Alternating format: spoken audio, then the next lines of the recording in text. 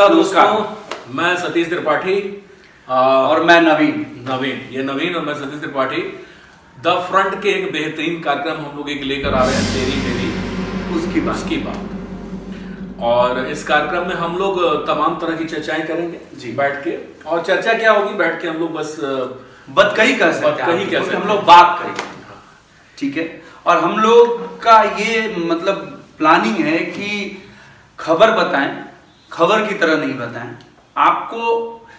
वो खबर आज जो मुद्दा बना हुआ है उसके पीछे की वजह आपको बताएंगे और शुरुआत में ले चलेंगे आपको। इसी क्रम में आज हमारा पहला एपिसोड है इसका। और हम सबसे जो हॉट टॉपिक आज देश में है, किसान, इस मुद्दे को लेके आए हैं। नहीं, मगर मैं चाहता हूं कि उसके पहले आज का जो दिन है वो बड़ा ही इंपॉर्टेंट है हमारे देश के लिए। बड़े ही मतलब आप कह सकते हैं कि राजनीतिक फील्ड के एक आपको बट वृक्ष कह सकते हैं उनको जी। अटल बिहारी वाजपेयी जी का जन्मदिन है, तो आप सबको ढेर सारी बधाई। और आज क्रिसमस भी है, तो क्रिसमस की आप सबको भी ढेर सारी बधाई। 2020 बहुत बुरा गुजरा है, लोग बहुत सारी मतलब निगेटिव बातें हैं 2020 से जुड़ी हुई, जिसको भूल के उम्मीद है कि 2021 जाते जाते भी 2020 जी एक नया कोई वायरस बोला है कि आ गया है जो कि कोरोना से भी खतरनाक, मतलब जाते जाते भी एक छेड़ दिया उसने जाते जाते। बट फिर भी हम उम्मीद करते हैं कि 21 अच्छा हो, क्योंकि एक अच्छी खबर 2020 के आखिर में आई वैक्सीन की। जल्दी हिंदुस्तान में भी वैक्सीन सबको लगेगा। तो हम वापस आते हैं किसान पे, तो आप शुरुआत कीजिए, बेहतर है।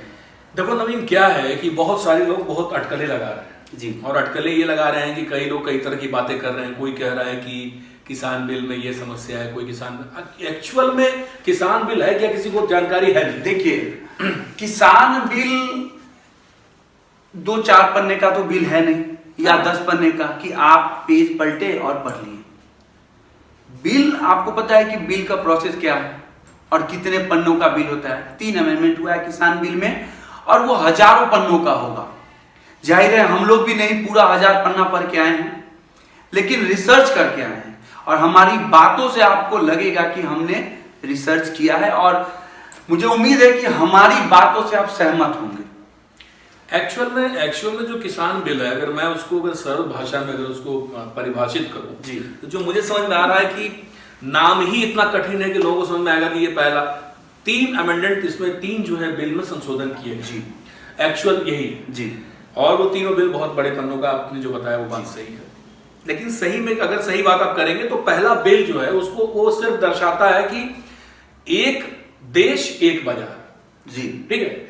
मतलब आपको मैं जीएसटी की तरह आपको मैं सरल भाषा में समझा रहा हूं कि जैसे मान लिया कि कोई भी किसान है किसी स्टेट में, अगर मान लिया फार्मिंग कर रहा है जी, तो वो अपने फसल को किसी भी स्टेट में बिना किसी उस स्टेट राज्य सरकार या उसके बिचौलिए और जो आड़तीये हैं जो बीच में बैठ के कमीशन खोरी इनका जो होता है, जो चलता रहता है, तो वो विदाउट उसके वो बेच सकते हैं किसी भी मूल्य पे, जो उनको मूल्य अच्छा मिलता है। तो अच्छा सतीश जी, मैं ये कह रहा हूँ, ये ठीक है, ये 3 बिल है और इसके कारण इतना धरना प्रदर्शन चल रहा है, सरकार की हो रही है और बहुत सारे सवाल उठ रहे हैं सरकार के काम में। सबसे पहले ना मुझे लगता है कि हमको शुरुआत से चलना चाहिए। बिल पे बाद में आएंगे, बिल तो मुद्दा है और सबसे बड़ा मुद्दा है और इसी कारण ये बवाल है सारा। और हम लोग आज डिस्कस भी कर रहे हैं इसी कारण। क्यों ना हम शुरुआत से चलते हैं कि इसकी शुरुआत कहाँ हुई इस बिल। मतलब आप हरित क्रांति से आप बात करना चाहते हैं जी, आप सही पकड़े। तो हम इसको शुरुआत से चलते हैं कि ये जो आज किसान बिल है इसकी शुरुआत और कहां से हुई, जड़ क्या है। तो आपको बताऊं, आप सब वाकिफ होंगे ग्रीन रिवॉल्यूशन, हरित क्रांति से ये आया। आई थिंक एक्चुअली शुरुआत इसकी मॉस्को से हुई थी 50 और 60 के बीच, 1950 से 60 के बीच, करेक्ट, ठीक है। और हिंदुस्तान में आया ये 1961 में, 61 में है। और इसके जो बोलते हैं कि मतलब जो इसको लेके आए, जो इम्प्लीमेंट करवाए, उनमें सबसे बड़ा जो योगदान था वो था स्वामीनाथन जी का। करेक्ट। ये आया क्यों और ये है क्या? देखिए, आप सब स्कूल में पढ़ाई किए होंगे और हरित क्रांति के बारे में जानते होंगे। हुआ ये कि किसान खेती करता है और उसका एक प्रोसेस है कि वो हल चलाएगा, बीज डालेगा और पानी देगा और फसल आएगा। इससे ज़्यादा पहले खेती में कुछ भी नहीं था और ये चला आ रहा था सालों से। सरकार ने ये सोचा कि अब हमारा मतलब उत्पादन कैसे बढ़े, तो उसके लिए जो ग्रीन रिवॉल्यूशन है ये बेस्ट था सरकार की नज़र में। देखो क्या हुआ उसमें, मुझे ऐसा लगता है नवीन कि उसमें क्या किया गया कि फसल का उत्पादन कैसे बढ़ाया कैसे, तो उसके लिए जो भी टेक्नोलॉजी यूज की जाए, उसके बीज में परिवर्तन किया जाए, पेस्टिसाइड यूज हो, इंसेक्टिसाइड यूज हो, मतलब उसमें टेक्नोलॉजी का इस्तेमाल हो। हरित क्रांति ने जैसे शुरुआत इसकी हुई, सॉरी मैं आपको बीच में इंटरप्ट कर रहा हूँ, इसकी शुरुआत हुई क्या कि पहले हल से खेत जोता जाता था, ट्रैक्टर लाया गया। ये भी ग्रीन रिवॉल्यूशन का एक पार्ट है। पानी पहले नहर से सप्लाई की जाती थी, खेतों में सिंचाई होती थी, अब पंपिंग से लाया गया। तो आपको मैं पीछे से ले चल रहा हूं, तब से किसान के बारे में सरकार सोचा और समय समय पे इसके लिए कानून बना और इसी के तहत हुआ क्या था, मैं थोड़ा सा शॉर्ट में और जल्दी समझाने की कोशिश कर रहा हूं। हुआ ये कि सरकार बोला कि देखिए हम ग्रीन रिवॉल्यूशन इंडिया में इंप्लीमेंट करना चाहते हैं और उसके लिए किसानों से बात हुई।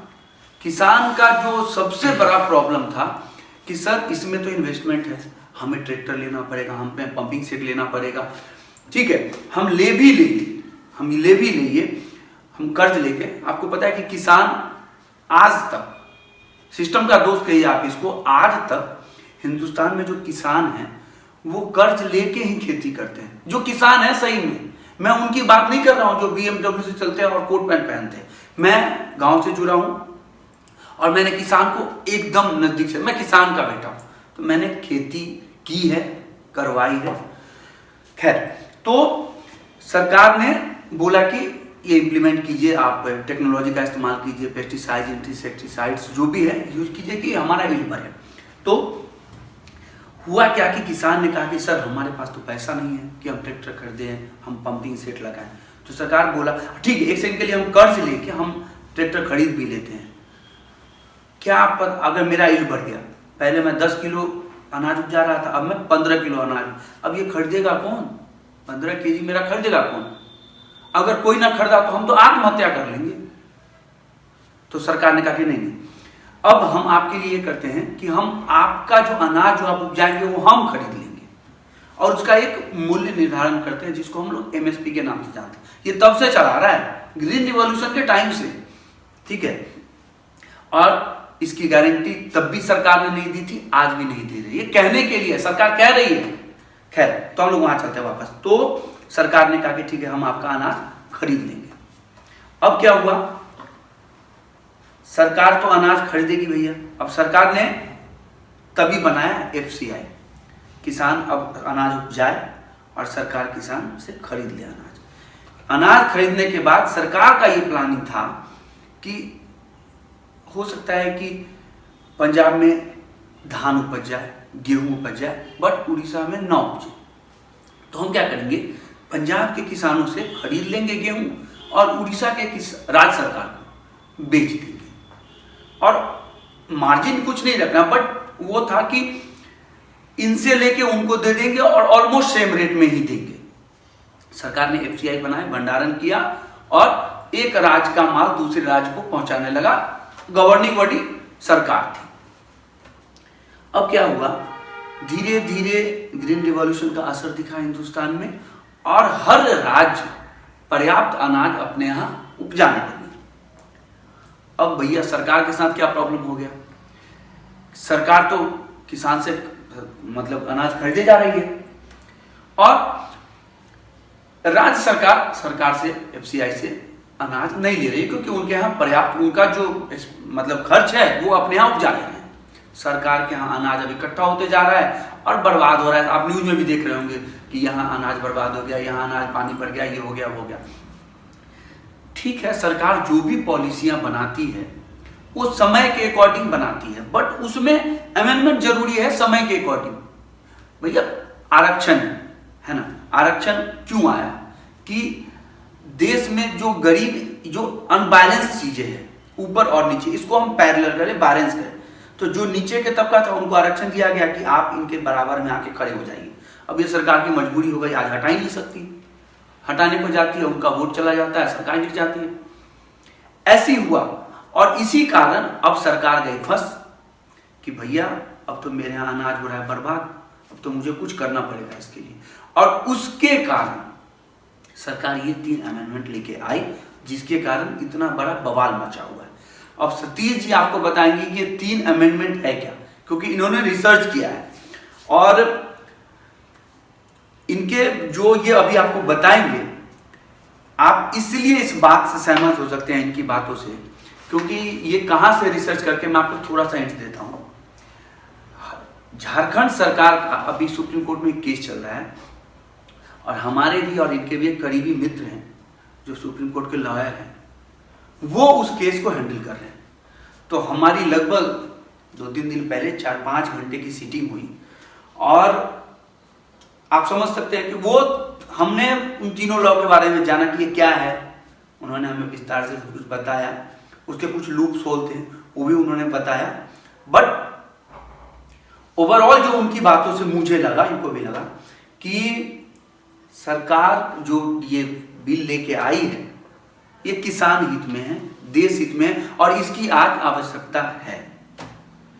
तो आप एक बार बारी बारी से इतना मैं थोड़ा लंबा कर दिया, बहुत लंबा तुमने कर दिया। मैं तुमको एक शॉर्ट में एक बात बता रहा हूँ, मैं देखो बहुत शॉर्ट बोलूंगा, नहीं मैं इतना लंबाई में नहीं जाऊंगा। मेरा सिंपल सा बात है कि देखो 3 बिल है, 3 अमेंडमेंट बिल है। फर्स्ट है अपना जो पहला जो बोल रहा हूं मैं, वो है एक देश एक बाजार, कि अगर एक कोई किसान है तो अपने फसल को अपने स्टेट्स के अलावा किसी भी स्टेट में जाकर वो आराम से बेच सकता है, बिना किसी टैक्स के, बिना किसी बिचौलिए के, बिना किसी आड़तिये के, किसी को कुछ भी दिए बगैर वो जाके बेच सकता है। दूसरा सिंपल सा है, मैं सिंपल भाषा में आपको समझा रहा हूँ, इतना लंबे नहीं जा रहा हूँ। तीसरा आपका कॉन्ट्रैक्ट फार्मिंग। कॉन्ट्रैक्ट फार्मिंग का मतलब ऐसा है कि आप अगर फसल उगाते हैं, फसल उगाने से पहले ही आपके किसी बड़ा व्यापारी आपके साथ एक कॉन्ट्रैक्ट कर लेगा कि आपको मैं इतने पैसे में आपका फसल खरीद लूंगा। एक तरह से आप सुरक्षित हो गए कि आपको गली गली उठा के बेचना नहीं है, फसल का एक रेट निर्धारित हो गया, उसी रेट पे अब आपको अपना फसल बेचना है। ये आपके हित में बहुत अच्छा है। और तीसरा जो एक अमेंडमेंट जो चेंज करना चाह रही है सरकार, वो ये जो वो आपका एसेंशियल कम्युनिटी एक्ट 1955 में लगा था। वो इसलिए लगा था नवीन कि अगर मान लिया लोग बहुत ज्यादा अगर कुछ जो एसेंशियल जो चीजें होती थी तो उसपे क्या करते थे कि लोग इकट्ठा कर लेते थे, भंडारण कर लेते थे एकत्रित करके, और औने पौने दाम में किसान से खरीद लिए, और किसान से खरीदने के बाद उसको उठा के जिस रेट में मन करता था उनको बेच देते थे। चाहे वो जरूरत के सामान चावल हो गया, गेहूं हो गया, आटा हो गया, दाल हो गया, तेल हो गया, आलू प्याज, ये सब तिलहन जितना भी है खाद्य पदार्थ सब उठा के, तो उस पर सरकार ने कहा कि ये तो गलत हो रहा है। तो 1995 में वो एक्ट लगाया गया कि भाई ये जो एसेंशियल चीजें हैं इसका भंडार आप जो है वो नहीं कर सकते हैं, इकट्ठा आप उस सामान को नहीं कर सकते हैं। अब जो मोदी गवर्नमेंट आई है उन्होंने बोला कि भाई आप जो अनाज है, दाल है, चावल है, ये सब है, या खाद्य तेल है, पदार्थ है, यहाँ तक कि आलू है, प्याज है, वो कह रहे हैं कि आप इसका भंडारण कर सकते हैं अच्छे से। उनका कहने का मतलब यह है कि इतना ज्यादा इसकी उपज हो गई है कि हमको इसके अलावा कोई और एक माध्यम नहीं है। तो ये मेन जो समस्या है वो ये है कि उन्होंने बोला कि राष्ट्रीय आपदा और आकाल जब होगा उसको छोड़कर आप इसका इकट्ठा कर सकते हैं और आप जब मन करे उसको आप सेल आउट करें। तो इससे ये होगा कि उसका रेट बढ़ जाएगा, सबसे बड़ा नवीन जो समस्या किसानों जो मुझे लग रहा है कि किसान बोला कि पूरा बिल वापस दो। भाई देखो इस बिल में आपका फायदा भी है, जो पहला और दूसरा बिल है उसमें किसान के लिए ही बनाया गया बिल है। हमको लगता है कि इससे अच्छा कोई और फायदे की बात नहीं हो सकती है। और तीसरा जो बिल है उसमें समस्या क्रिएट हो रही जो मुझे लग रहा है। तो क्यों ना हम लोग ऐसा काम करें कि किसान को एक फोन लगाया जाए। देखिए किसान का बिल है, किसान के लिए बना है, तो किसान से बेहतर कौन जाने। तो हम लोग किताबी बातें करते, तो जो करीबी मित्र हैं हम लोग के, जो प्रबुद्ध है किसान है, पढ़े लिखे हैं, और न सिर्फ किसान बल्कि खेती उती तो करते ही हैं, हर क्षेत्र में उनकी दखलंदाजी भी है। तो एक बार मैं कॉल करता हूँ, उनको मिलाता हूँ, अगर कॉल अगर उनको लग गया तो देखिए मुझे लगता है कि किसान बिल किसान से बेहतर कौन समझ रहा है। बिल्कुल धार्मिक किसान सही धार्मिक लग रहे हैं। अनूप जी नमस्कार, मैं सतीश त्रिपाठी बोल रहा हूँ। नवीन भी मेरे साथ बैठे। नमस्कार अनूप जी, कैसे हैं भाई? देखिए, पहले तो आपको मैं बता दूं कि फिलहाल हम लोग लाइव हैं, तो कोई ऐसी ये आपने सही किया, पहले ही बता दिया, कोई ऐसी बात आपसे नहीं करनी है। तो थोड़ा हम लोग थोड़ा मतलब प्रबुद्ध वार्तालाप करेंगे इसमें। आज का एक सब्जेक्ट है, चूंकि आप एक न सिर्फ एक प्रबुद्ध व्यक्ति हैं, बल्कि आप किसानी में भी बहुत अच्छी दखलंदाजी है और हर फील्ड में आप अपनी एक पहचान रखते हैं। तो हम लोग चाह रहे थे कि नवीन आपसे कुछ पहले बात करना चाहेंगे। आप जरा। अनूप जी नमस्कार। नमस्कार नवीन, कैसे हैं? बिल्कुल बढ़िया हूँ। एक्चुअली हम अभी लाइव हैं, आपको सतीश जी पहले बता दिए हैं। अच्छा, और इनको इसके पहले नवीन एक चीज इसके पहले मैं बता देना चाहता हूँ कि 3 बिल में संशोधन किया है किसान बिल में मोदी गवर्नमेंट ने। आज हम लोग किसान बिल पर चर्चा कर रहे हैं अनूप जी, ठीक है जी। और मुझे लगा कि सबसे बेहतर होगा कि किसान से ही बात किया। देखिए, हम लोग किताबी बातें करते हैं, हम लोग जो भी अभी बता रहे हैं वो किताबी बातें बता रहे हैं, लेकिन किसान को इससे क्या फर्क पड़ रहा है? हाँ, एक चीज बताना चाहता था मैं अनूप जी। जी हेलो। हाँ जी। हाँ, एक चीज बताना चाहता हूँ कि पहला जो संशोधन है, जो आपको मैं शॉर्ट में बता रहा हूँ, और आप उसको अपने हिसाब से बताइए कि आपको क्या फर्क पड़ता है। पहला जो बिल है उसका एक सिंपल सा सिद्धांत है, एक देश एक बाजार। मतलब कि किसी भी स्टेट का कोई किसान है तो किसी भी स्टेट में जाके अपने फसल को बेच सकता है, उसके ऊपर उसको कोई टैक्स नहीं लगेगा और ना कोई बिचौलिया ना अड़तिया बीच में उसको टैक्स देना पड़ेगा। दूसरा जो बिल है वो कॉन्ट्रैक्ट फार्मिंग का है। कॉन्ट्रैक्ट फार्मिंग में उसमें यह है कि आप फसल उगाने से पहले ही किसी बड़े व्यापारी के साथ आप कॉन्ट्रैक्ट कर सकते हैं, जिससे कि आपका फसल सुरक्षित है। वो तय है कि आपका वो फसल बिकेगा ही बिकेगा, क्योंकि कॉन्ट्रैक्ट पहले ही हो चुका है। और तीसरा जो बिल है वो ये है कि जो 1995 में एसेंशियल कम्युनिटी एक्ट लगा था, जिसमें कि एसेंशियल पदार्थों को जो लोग इकट्ठा करके रखते थे और औने पौने दाम में, और उस समय जब इसका कीमत बढ़ जाती थी तो कीमत बढ़ा के उसको बेचा करते थे, तो उस समय ये एक्ट लगाया गया था। उसमें अनाज, दाल, तिलहन, चावल, दाल, गेहूं, तेल, प्याज, आलू, जो इंपॉर्टेंट चीज थी, तो उसको बोला गया 23-24 सामान है, तो उसको आप लोग इकट्ठा नहीं कर सकते हैं। लेकिन मोदी गवर्नमेंट जो है उन्होंने बोला कि नहीं, इसको अब राष्ट्रीय आपदा या अकाल जब आएगा तभी ये भंडारण आप नहीं कर सकते, वरना आप भंडारण कर सकते हैं। तो अब ये 3 जो है एक्ट है, इसमें आपको क्या कहना है और आपको कितना फर्क पड़ रहा है? 2 मिनट समय दीजिए, आप लोग बताइए इसमें थोड़ा सा, तो उसके बाद मैं अपना विचार रखूंगा आपके सामने। नहीं, आपको मैंने तीनों बिल के बारे में जानकारी दे दी। ये 3 बिल हैं एक्चुअल में। ये जानकारी सतीश जी, इस समय तो क्या है कि टीवी जब भी खोलिएगा, कोई भी न्यूज चैनल खोलिएगा, तो इस समय सिर्फ और सिर्फ किसान बिल के ऊपर बात हो रही है, उसके अलावा और कोई बात भी नहीं हो रही है जी। तो मैं समझता हूँ कि जो भी लोग थोड़ा बहुत भी इंटरेस्ट रखते होंगे इन सब चीजों में, ऑलमोस्ट सभी लोग इन चीजों से अवेयर हो चुके हैं जी।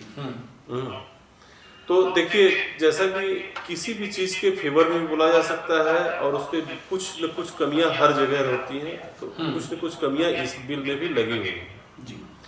जैसे कि आपने बोला, जो पहला बोला आपने, जो पहला लॉ, जो कृषि संशोधन बिल जो आया है वो, तो इसमें जो पहला बिल है उसमें जिसमें कहा गया है कि इस पे एपीएमसी के स्पेशली उसके बारे में कि यहाँ पर अब बात हो सकती है, मंडियों में टैक्सेस कम किए जा रहे हैं, सब कुछ किया जा रहा है। लेकिन आपको बता दें, यहाँ पर इस बिल का जो दूसरा पक्ष है, दूसरा जो बिल है, वहां पर थोड़ी सी सरकार को सोचने की जरूर आवश्यकता है।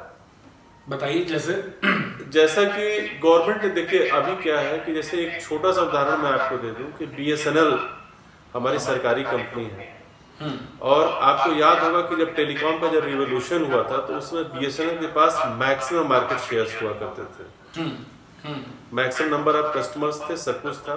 उसके बाद प्राइवेट कंपनियां जब आई तो एक कंपटीशन क्रिएट हुआ, जिसमें BSNL क्वालिफाई नहीं कर पाया, और आज की डेट में स्थिति है कि BSNL के बिकने की बातचीत चल रही है। तो इस तरह से जो हमारी जो अभी तत्कालीन तौर पर जो मंडियां उपलब्ध हैं, तो आज की डेट में तो देखिए ऐसा है कि अगर आज के डेट से अगर आप इस कानून के ऊपर विचार करिएगा तो लगेगा कि बहुत ही अच्छा है, सब कुछ अच्छा है, लेकिन थोड़ा सा इसमें सुधार की गुंजाइश है। जहां पर किसान चिंतित हैं जिन चीजों को लेकर, वो है MSP में। ठीक है, MSP आप एश्योर कर रहे हैं, लेकिन MSP तो लागू तब होगा जब हमारी मंडी एग्जिस्ट करेगी। अगर हमारी मंडी जिंदा रहेगी, जब आप प्राइवेट कंपटीशन जब क्रिएट होगा तो हमें मतलब क्या लगता है कि मंडियां जिंदा रह पाएंगी? देखिए, मुझे ऐसा लगता है कि ये जो कयास है जो हम पहले से लगा रहे हैं कि अगर हम ऐसा होगा तो ऐसा होगा, हो सकता है कि उनके बेटरमेंट के लिए हो जाए। अच्छा अनूप जी, आपने टेलीकॉम का एग्जांपल दिया कि ठीक है पहले BSNL था, आज एयरटेल, आइडिया, वोडा, 10 कंपनियां आ गई। आपको क्या नुकसान हुआ है? आप ये सोचिए कि अगर आपको एक सिम लेना होता था, आपको अगर एक सिम लेना होता था तो आप कितने लंबे प्रोसेस से और कितना दिन लगता था। बिल्कुल सही बात है, बिल्कुल सही। आज आपको देखिए सर्विस मैटर करता है ना। आज आपको एक सिम लेने के लिए आप देखते होंगे रोड पे एक स्टॉल लगा के खड़ा रहता है और आपके मोबाइल से ही आपका फोटो खींच लेगा और हाथों हाथ 50 रुपए में सिम चालू कर देगा, 250 का बैलेंस दे देगा। और आप ये सोचिए ना, सर्विस तो मिल रही है ना लोगों को, उपभोक्ता को तो फायदा है। तो ऐसा भी तो हो सकता है कि किसान को फायदा हो, मंडी वालों को नुकसान हो जाए, जो बिचौलिया है उनको नुकसान हो। एक पहलू ये भी तो है ना। देखिए नवीन जी, बात को समझने की कोशिश करिएगा। यहाँ पे जी, आपने अभी एंड कस्टमर बन के बात किया है अभी आप। जी जी जी, आप टेलीकॉम सेक्टर के एंड कस्टमर हैं। आप BSNL की बात करिए कि BSNL की आज स्थिति कहाँ पे है, आज BSNL कहाँ स्टैंड कर रहा है। ठीक है, आज जो है देखिए, किसान जो है ना, किसान को आप BSNL मानिए, एंड कस्टमर मत मानिए उसको आप। नहीं BSNL मेरे अकॉर्डिंग जो मुझे लगता है कि BSNL मंडी है। नहीं, वही करेक्ट। मैं आप जो बात कह रहे हैं अनूप जी, उस हिसाब से BSNL मंडी है। वो जो आड़तिये हैं, वो जो बीच के बिचौलिए हैं, जो कि जिनका धंधा खत्म होने वाला है। किसान तो कस्टमर है, किसान तो बेच रहा है ना सर जी। और अगर मान लिया जिस मूल्य पे किसान बेच रहा, वही अगर हम लोगों को भी सस्ता अगर कोई सामान मिलता है। मैं आपसे, जो नवीन ने बोला, बहुत सही बात बोला कि आज एक क्रांति अगर फोन की, टेलीकॉम की दुनिया में आई तो उसका फायदा किसको मिला, ये बताइए। नहीं देखिए सतीश जी और नवीन जी, आप दोनों से मैं बताऊंगा जी, ये जो एंड कस्टमर होता है उसको फायदा होता है। लेकिन आप इस कृषि बिल की बात यदि करिएगा तो यहाँ पर एंड कस्टमर जो है वो बड़े बड़े कारपोरेट हाउसेज हो जाएंगे। नहीं, बात को समझिए, वो परचेजर वो मैं इनकी बात को, मैं एक सेकंड के लिए, आप एक सेकंड रुकिएगा। मैं इसको दूसरे एंगल से ऐसे देखता हूं कि अफवाह है, मुझे नहीं पता कहां तक हकीकत है, कि जियो आ रही है, गेहूं की पैकिंग का एक फोटो भी वायरल हो रहा है। मान लीजिए कि जियो आ रही है, वोडाफोन आ रही है, 4 कंपनियां आ रही हैं जो गेहूं किसान से ले लेगी और किसान को सप्लाई करेगी। आप सोचिए ना, उनमें आपस में वो होगा ना, कंपटीशन होगा, इसका बेनिफिट तो हमको मिलेगा हैं। अगर रिलायंस बोले कि मैं 7 रुपए गेहूं बेचूंगी तो वोडाफोन बोल देगी कि नहीं, मैं 5 रुपए गेहूं दे दूंगा आपको। तो किसान सर्विस अगर वो अपनी क्वालिटी और हाँ, हो सकता है कि वो 5 आपस में मिल जाए तो हमारा नुकसान हो जाएगा, बट वो 5 अगर अलग है तो हमारा फायदा है ना। नवीन जी, आज की डेट में मैं खुद किसान हूँ जी, और आपको मंडियों की जो हालत है मैं वो बता रहा हूँ। जो आज के में एग्जिस्टिंग मंडी है जी जी, वो उन मंडियों में क्या होता है कि 50 से 60 मीडिएटर्स होते हैं जो आड़तिये कहे जाते हैं, या मान लीजिए एक तरीके के दलाल हैं। जी जी, वो 50-60 दलाल मिल करके रेट खोलते हैं। वो जब किसान की जब परचेजिंग की बात आती है तो ये सारे के सारे मिल जाते हैं आपस में। और यही तो इस बिल से तो किसान को फायदा होगा। नहीं बिल्कुल। देखिए मैं आपको ये कहना चाह रहा हूँ कि देखिए नवीन जी, शुरुआत के 5 साल या 10 साल ये एक बहुत बड़ा सेक्टर है जो एग्रीकल्चर का है, बहुत बड़ा सेक्टर है। 5 से 10 साल हो सकता है किसानों को फायदा, जिसमें कारपोरेट हाउसेज एंट्री लेंगे तो डेफिनेटली यहाँ किसान को फायदा होने जा रहा है। ठीक है, लेकिन जहां ये मंडियां, जब मंडियों में माल जाएगा नहीं, किसान से कंपनियां बाहर खरीद लेंगी तो धीरे धीरे ये मंडियां खत्म हो जाएंगी। नहीं, ये इनकी बात ये मान लेते हैं। मुझे एक चीज बताइए, आपके अकॉर्डिंग 10 साल तो ये किसान, मतलब आम लोगों के लिए और किसान के लिए अच्छा है, तो क्या ये लक्ष्मण रेखा है? 10 साल बाद इसमें अमेंडमेंट तो हो सकता है ना? नहीं, बिल्कुल हो सकता है ना। अभी तो 10 साल के लिए तो ये अच्छा है, तो हम उस 10 साल की क्यों ना बात करें कि हम 15वें साल की बात करें, है ना। अच्छा, एक इसमें मैं आपसे फिर से इस टॉपिक पे आता हूँ। लास्ट वाला जो है, जो जिसमें आपने स्टोरेज की बात की है, जो इसमें अमेंडमेंट हुआ है जहाँ पे जी स्टोरेज, हम एक चीज सिर्फ आपसे जानना चाहते हैं कि क्या यहाँ पर रिफॉर्म की क्या आवश्यकता है, हम क्यों वो स्टोर करने देंगे किसी चीज को? देखिए मुझे भी यही लग रहा है कि यही जो एक मुद्दा है ना, जो मतलब मेरा भी जो स्टडी है बता रहा है कि ये मुद्दा शायद सरकार ने गलत लिया। हो सकता है सरकार का अपना पक्ष हो, हमारे साथ कोई सरकार से नहीं है अभी जिससे हम उसकी जवाब ले पाए। बट मुझे जो लग रहा है अनूप जी, एक बात मैं रोकना चाहता था अनूप जी, मैं एक बात कहना चाहता हूँ, जो नवीन जिस ढंग से आपको समझा रहे हैं, अगर इस ढंग से अगर हमारे देश के किसानों को बिठा के समझाया जाए तो मुझे ऐसा लगता है कि किसानों को लगेगा कि उनका कोई नुकसान इसमें है ही नहीं है।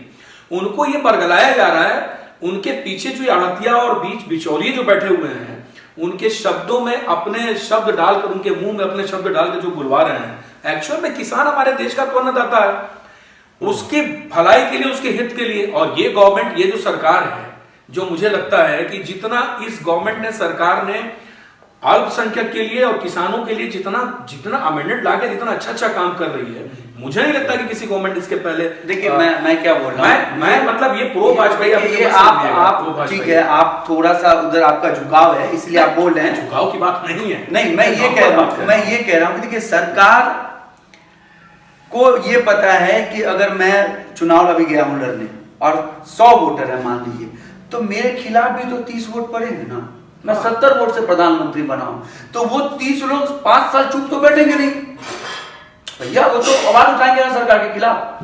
बट अनूप जी, हाँ बोलिए आप, मेरी बात कंप्लीट। बट मुझे ये लग रहा है कि है बिल में कुछ लूप होल्स हैं, देखिए, बट बिल ऐसा नहीं है जैसे अभी बात चल रही है सरकार से किसानों की, ठीक है, और किसान एक्चुअली अब तो किसान का प्रेस कॉन्फ्रेंस अभी होगा थोड़ी देर में, उनका आप न्यूज देखते हैं, टीवी देखते हैं, उनका ना बोलने का टोन बदल गया। कह रहे हैं क्या कि आपको ये बिल खत्म करना पड़ेगा।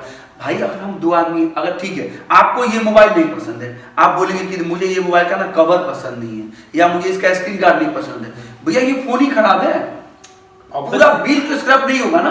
बैठ के एक मुद्दा पे डिस्कस करते हैं, ना तेरी ना मेरी, बीच का कुछ रास्ता निकालते हैं, बिल खत्म करो तो बात करेंगे। ये अड़ियल कहां तक सही? ये बिल्कुल गलत है। और मैं बात कहना चाहता नवीन जी, मैं इसमें अपना आपको ऐड करना चाहूंगा कि जो किसान वहां धरने पे बैठे हैं, ये पूरे देश के किसानों का प्रतिनिधित्व नहीं कर रहा है। एग्जैक्टली मैं आपकी इस बात से पूर्णतया सहमत हूँ। आपको बता दूं, जैसे सतीश जी ने अभी कहा है कि सरकार ने ऐसा नहीं, बड़े स्वच्छ मन से आपको बता दूं, अक्रॉस कंट्री कहीं भी आप ट्रैवल करिएगा तो आपको बता दूं, डेवलपमेंट के जो बेसिक चीजें होती हैं, जैसे सड़क या इंफ्रास्ट्रक्चर जिसको आप बोल रहे हैं ना जी, इंफ्रास्ट्रक्चर में आप बदलाव देखेंगे। रेलवे के हर स्टेशन पे काम हो रहा है, पटरियां बदली जा रही हैं, नए नए कोचेज आ रहे हैं, नए नए फ्लाईओवर्स बनाए जा रहे हैं, सब कुछ हो रहा है। अनूप जी, और ये जो किसान बैठे हुए हैं, मैं भी किसान हूँ, वो किसान मेरा प्रतिनिधित्व नहीं करते। मैं एकदम सरकार के साथ स्टैंड इस मामले में हूँ कि हम लोग को बड़े स्वच्छ मन से बैठ के बात करना चाहिए सरकार के साथ। और हमको पूरी उम्मीद है कि ये सरकार कहीं से ऐसा नहीं है, मान लीजिए देखिए कमियां तो हर जगह होती हैं, तो कमियां होती है तो हम लोग बैठ के उसमें बात करेंगे ना कंस्ट्रक्टिव। ये तो एकदम गलत है, ये कानून वापस लो तभी बात हो, नहीं ये मैं इसके समर्थन में नहीं हूं।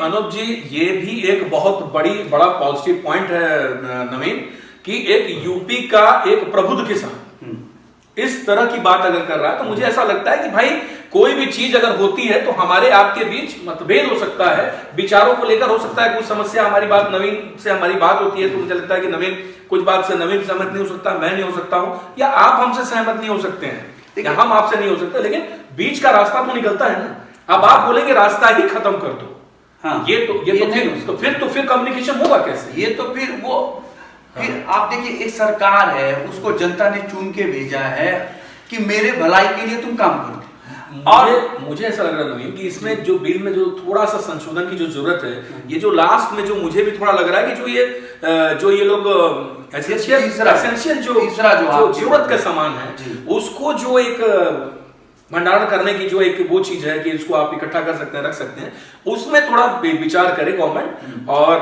उसका कोई एक रास्ता निकाले, तो मुझे ऐसा लगता है कि ये बेस्ट बिल है किसानों के लिए हमारे ख्याल से पहला। मैं आपकी बात से सहमत हूँ कि तीसरा जो मुद्दा है उस पे सरकार को थोड़ा अपना सा कदम थोड़ा पीछे हाँ, रखना चाहिए। हाँ। एग्री हो सकता है सरकार तैयार भी है और हो नहीं, सरकार तैयार भी है भाई। ये तभी होगा ना जब आप बैठेंगे सामने। बात आप से। अगर ये कह रहे हैं कि बिल खत्म कीजिए हम बात करेंगे, भैया बिल खत्म करके फिर आपसे क्या बात करना है? क्या बात करना है, सही बात है। आप इसको मतलब मेरा वर्ड हार्ड है, आप इसको गुंडा ही कह सकते हैं, ये तो गुंडा ही हो गया। नहीं, मैं सहमत हूँ नवीन जी आपसे। जो लोग वहाँ किसानों के प्रतिनिधि बनकर बैठे हुए हैं, मैं एकदम आपसे बताऊं कि वहाँ पर तमाम पार्टियों के प्रतिनिधि बैठे हुए हैं, वहाँ किसान भी हैं, लेकिन उन किसानों के बीच में जो आवाज निकल के आ रही है वो किसानों की आवाज नहीं है, वो बिल्कुल वो राजनीतिक पार्टियों की आवाज जो सुनाई दे रही है, वो कहीं से किसानों की आवाज नहीं सुनाई दे रही है। मुंह किसान का है लेकिन शब्द उन राजनीतिक पार्टियों के हैं। जी जी बिल्कुल बिल्कुल, मैं इस बात से तो मैं एकदम सहमत हूँ जी। भाई। बातचीत का रास्ता तो खुला होना चाहिए, स्वच्छ मन से बात करिए, बैठ के साफ सुथरा। जब सरकार ये कह रही है कि भाई मैं बात करने के लिए तैयार हूँ, आप आइए हमसे बात करें, बिल्कुल तो भाई हमें तो बात करना चाहिए ना वहाँ पे। आज 30 दिन आज सुबह या कल शाम को, मैं श्योर नहीं हूँ, सरकार ने दोबारा इन लोगों को प्रस्ताव भेजा है कि बैठिए बात करते हैं। अभी इन लोगों की मीटिंग चल रही है, ये वापस सरकार को कहेंगे और मैं लिख के देता हूँ सरकार को। इनका जवाब यही होगा कि बिल खत्म कीजिए तो बात करें।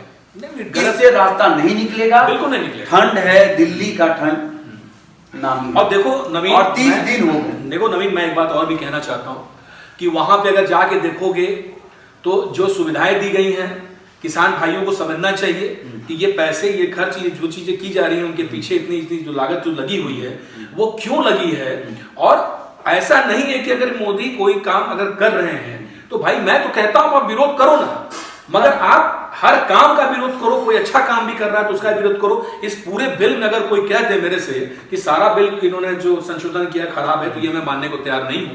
मेरे हिसाब से नवीन ये खराब है, थर्ड बिल है, इसी में थोड़े बहुत चेंजेस की गुंजाइश है, बाकी बात से हो जाएगा। हाँ, बात से हो जाएगा। और बाकी मुझे लगता है कि पहला और दूसरा बिल केवल और केवल किसानों के हित के लिए बनाया गया है। क्यों? ये आप सहमत हैं अनुज जी? जी बिल्कुल सहमत हूँ। चलिए, मुझे बहुत अच्छा लगा कि एक यूपी का, एक पूर्वांचल का, एक इससे बेहतर कुछ नहीं हुआ कि हम किसान से बात करें और उनको कितना फर्क पड़ रहा है इससे, कितना उनके लिए फायदेमंद है, ये भी उनसे बेहतर कौन बताएगा। तो नवीन, अनुज जी आपका बहुत बहुत शुक्रिया हमसे जुड़ने के लिए। नवीन जी, आपके इस प्लेटफॉर्म का इस्तेमाल करते हुए मैं अपने तमाम किसान भाइयों को भी मैं अपना मैसेज देना चाहता हूँ जी कि वो कृपया सरकार के साथ बात का रास्ता खुला रखें, बात करें, बात से ही रास्ता निकलना है। जी जी, बात से ही हर जगह कहीं कुछ कमियां होती हैं, कुछ अच्छाइयां होती हैं जी, तो अच्छाइयों को भी हमको स्वीकार करना चाहिए और जो बुराइयां हैं उस पर हमको सरकार के साथ बैठ के बात करनी चाहिए। हृदय से आपका स्वागत है आपके इस विचार का। और हम लोग एक किसानों के, अपने देश के किसान भाइयों से यही बोलेंगे कि भाई आप एक बार रियल में अपने बिचौलियों को, जो पार्टी के लोग हैं उनको साइड करके आप एक बार सरकार से 1 to 1 रूबरू होइए, 1 to 1 डिस्कस करिए। हो सकता है, और ये जो केंद्र सरकार है ये किसान ने बनाया है, किसान ने बनाया है। ये जो 10-15 जो प्रतिनिधि, 40 हैं, 30 हैं, जो भी हैं, ये हैं, ये नहीं है वो पूरे देश के किसान के नेता। करेक्ट है ना? करेक्ट। किसान मोदी को चुन के केंद्र में बोला है, भेजा है उनके काम के लिए, और शायद नरेंद्र मोदी किसान के हित में ये बिल लाए हैं। हाँ, कुछ कमियां हैं, बैठ के सॉर्ट आउट किया जा सकता है, लेकिन ये अड़ियलपन ठीक नहीं है। और मैं यही बोलूंगा कि अनूप जी को, मतलब अनूप जी से बात करके बहुत मजा आया। और मुझे ऐसा लगा कि अगर देश में अगर किसानों का ऐसा अगर व्यक्तित्व हो, खुला विचारधारा हो और इस लेवल पे सोच हो, जो कि हर चीज पे दखलंदाजी रखता हो, कि हमारे देश के इंफ्रास्ट्रक्चर पे भी इनका इतना अच्छा इनका ध्यान है कि मतलब हमारे देश में कितनी प्रगति हो रही है, देश आगे बढ़ रहा है। तो भाई ये इसमें विरोधक मत बनिए, मिलजुल के हम लोग आगे बढ़ते हैं। हम कहां से आपके विपरीत हैं? आप हमारे अन्नदाता हैं, आप फसल उगाते हैं तो हम अन्न खाते हैं और हम जिंदा हैं। तो आप तो हमारे लिए भगवान तुल्य हैं। आप एक बार बैठिए, सरकार के साथ बैठ के चर्चा करिए और इसका हल हम लोग निकाला जाए। और आज नवीन हम लोग इस चर्चा को यहीं पे विराम दिया जाए। कल कोई और टॉपिक पे हम बात करेंगे और विस्तार से बात करेंगे। तेरी मेरी और उसकी बात होगी, और कल फिर कोशिश करेंगे कि जिस मुद्दे पे हम बात कर रहे हैं उस दिन उससे जुड़े किसी एक्सपर्ट को आपसे जोड़े, बिल्कुल बात करें। तो आज के लिए इतना ही। नमस्कार। सब्सक्राइब कर लीजिए हमारा YouTube चैनल द फ्रंट और बेल आइकन दबाकर नोटिफिकेशन जरूर लीजिए।